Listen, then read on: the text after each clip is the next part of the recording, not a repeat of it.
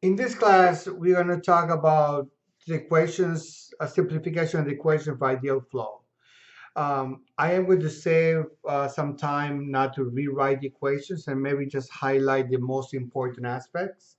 However, I encourage that you stop and you take notes. Okay. So there are two approaches we do this. First approach is assume that it's steady and rotational flow. In the steady rotational flow, if we start working our equations, then you will see that what you get is your density is constant. Okay, so because it's steady and it's not time dependent, and we can assume that the flow when it goes to point 1 to point 2 as it moves, so at time 1 and time 2 is not time dependent, so this is rho is actually equal to rho 2. Okay, so in that sense, if this is 0, is incompressible flow. So it's inviscid flow.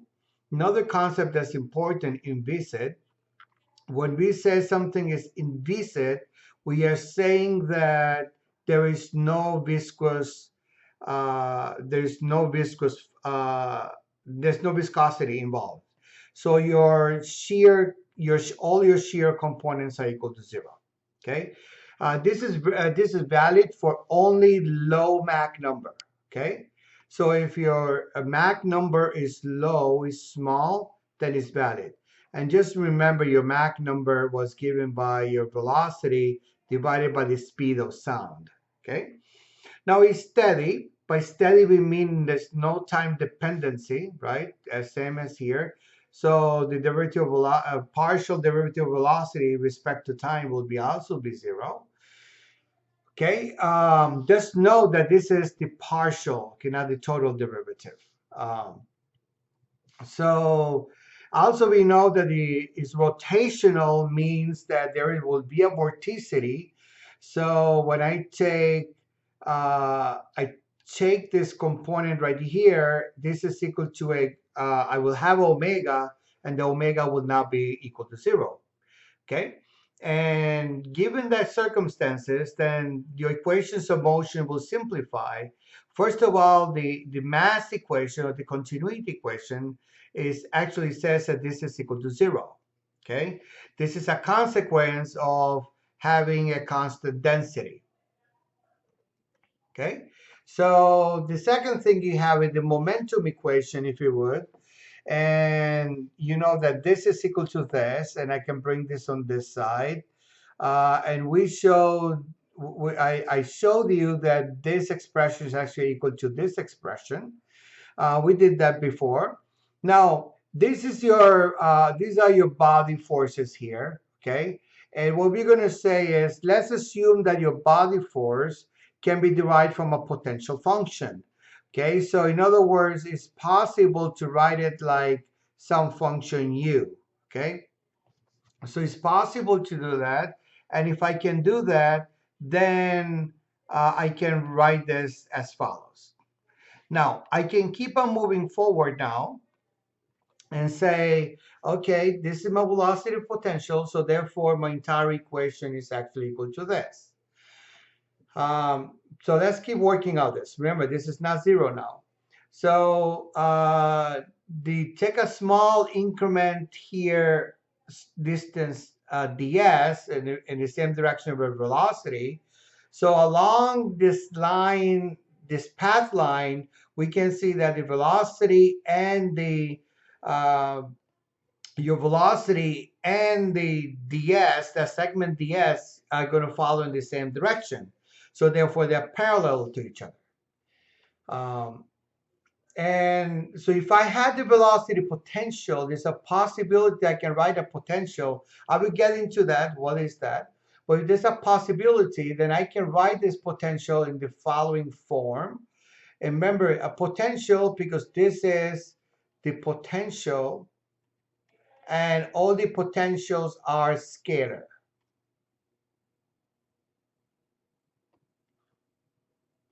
Okay? So then you have your ds, that's actually given by this. If I take this dot product, then you can show that what you get is this expression. if you realize that this is nothing else than taking the differential across along the streamline, right? Then what you can say is here at the top, if I take this dot product, okay, and I'm saying I take that dot product on both sides. So then what I could do is I could say, you realize this expression, right? So this dot this gives you differential of that. So this dot this will give you the differential of what I have inside. Okay. So this again will, if I take the right hand side and the left hand side, right? So all I'm doing is I'm taking a ds, taking a dot product on this side, taking a dot product on this side. I am doing this on both sides. Okay, so this is equal to this. So let's continue.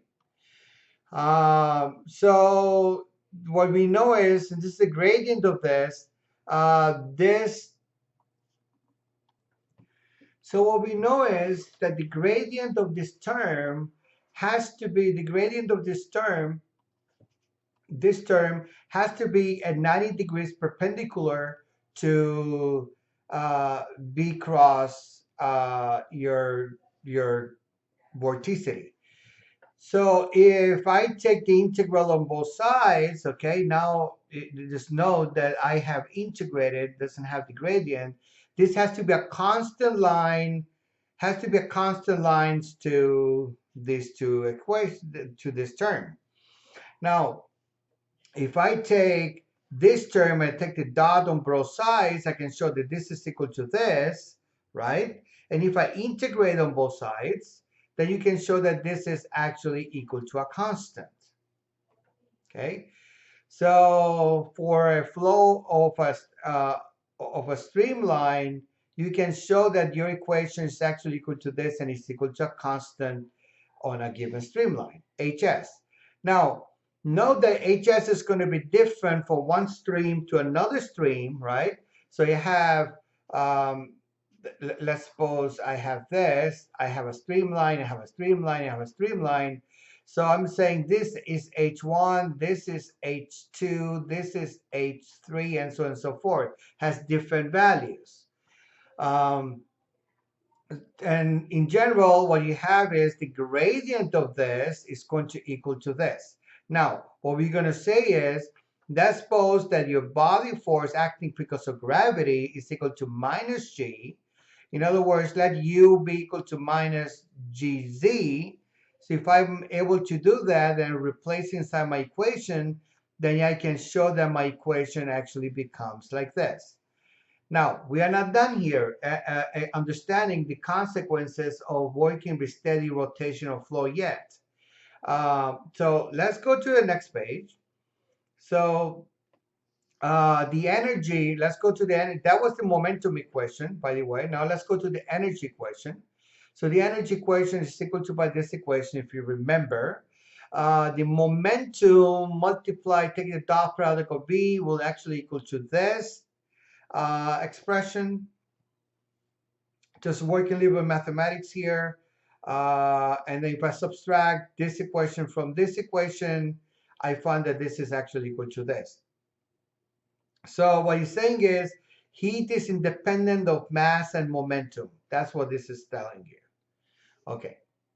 This is just to understand what happens with the energy. So note that H is constant along all the streamlines. So therefore, we know that this is equal to 0, has to be 0, because flow is irrotational, has to be rotational if these are constant across the lines. Then this is, if this is 0, then we can show that this is 0. And this is actually HS is kind of like universal constant. It will be constant along many streamlines. If I have more than one, then it will be completely constant. So this Bernoulli equation basically becomes and says, hey, this is going to be a constant value. Okay. Now, if let's see what happens with the curl. The curl of V, however, cannot be 0. And you can actually show that this, if you do this, this is minus of this is going to equal to this, is actually going to equal to this times this. Okay? So given that these two lines are parallel to each other, this is called the Beltrami flow. Beltrami flow. Okay? So with that said, um, the next thing that you have is if if if rho was not constant, then the equation becomes a little bit more complex because you cannot set this equal to 0 because that means that this is not 0. It's time independent because still steady state, but it's not. But it changes. It's going to change from one position to another. So that means that this is going to equal to 0. Um, that means that my rho is perpendicular to the streamline, the value of my rho. Um, and so if this is, these are parallel to each other, as I told you, if you remember, this is going like this, and I have at my point, I had the velocity, but I also had the ds going in the same direction, right? So in that case, if I took this and I took the dot, I took this dot, this will also give me 0 because v and s are in the same direction. Okay, so if I take now the pressure equation, I take ds on both sides, I can express this like this, and can show this is equal to this. But if I want to find hs, this is going to be way more complex. This is going to be very complicated in how we handle this equation right here. So this is an approach that we really don't like and we don't want to use, especially if my rho is going to be changing, right? So this first approach is really not suitable for our application. We like to use the second approach where we say, let's say this is unsteady and rotational. So look at the difference. All we have done is the first approach. We said we're going to consider steady and rotational. Here we are saying, what can I do the same problem, but I can assume that it's unsteady, so I don't have to be steady now. It can be time dependent, but it will be irrotational, however. So I am changing that, right? So in this case, I am still going to assume my rho is constant. Is irrotational, so this is great. So this is equal to 0. Is valid for low Mach numbers as well. High Mach numbers, the things are a little bit more different and are beyond the scope of this course. So if we keep on moving on, now the viscous stress terms are identically 0. Why? So if I can show you that this is actually equal to this, right? And I can expand this as follows.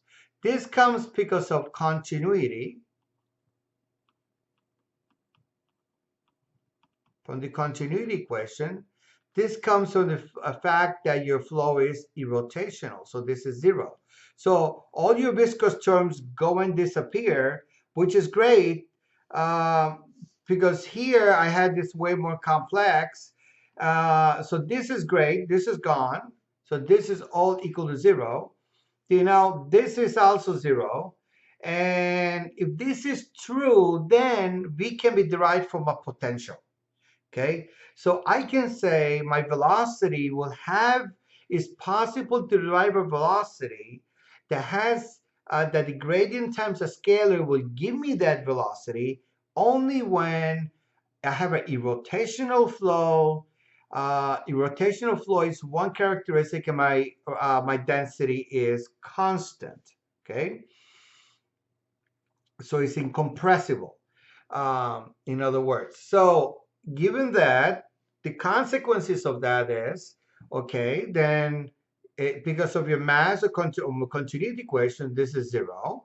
Your momentum equation is equal to this, or it's going to become this, but now look what happened in momentum. This is all equal to 0 thanks to this guy, right? So if we keep moving on, and I assume now this is my potential flow, I'm saying my velocity. This is great because it means that I can have just a scalar. With that scalar, I can have my velocity field, and we will learn how to do that in couple lectures. So if I did that, so my omega is equal to the gradient of velocity, and the gradient is a scale. My velocity is a scalar, the gradient times a scalar. Then I'm saying this is equal to 0. This is just the identity vector, just because they are actually perpendicular to each other, and I'm taking the gradient of that. That's going to give you 0. That's just a vector identity whenever this is a scalar. Okay, so if f is a scalar, this identity holds true. Now, the other thing is very interesting, because if I have a velocity that's respect to time, and I say I want to take the velocity of a scalar, because this is a scalar, I can flip this and I could do this, which will greatly simplify my analysis in the long run. Okay, so let's do that. And now what I'm going to do is I am going to go ahead and extend my entire expression. If you go back here, you see this velocity term right here. So this velocity term, then I can replace it by this term. In other words, this becomes the following term. And then uh, taking Cartesian coordinates, it means that each one of these individually have to be 0. Remember, this is a vector, right? So you can have partial of this, something, something, something, something, times I, and this is this something. Okay, let's call it H. So this is J partial of Y, H, plus Z, K, partial of Z, H, and this has to be 0. And if you remember our previous explanation, how can this possibly be 0? This can only be 0 if my whatever's inside my coefficients of I, J, and K are 0. So that's where this comes from. Now we are setting all this to be 0. Okay, so now we continue. So since this is, I'm going to integrate on both sides, and you can see that you find a constant that covers the entire space. But the constant can be a function of time. It has to be a function of time, but this is a function of time. So for the unsteady Bernoulli equation, I can show that this equation is actually equal to this. Now, this is kind of nice for the more general case, but if it's a steady irrotational, then this still goes to 0, and this becomes just a constant. Okay, that would be for steady flow. Okay, so we move on, and the energy equation decouples as before. There's no changes there, right? So the potential flow, just summarizing some thoughts here. My velocity potential can be written as follows, and that means your mass equation becomes the Laplace equation. Your momentum equation looks like this, and also because it's a rotational, this has to also be true. So this concludes the first discussion, the simplification of the equation for ideal flow.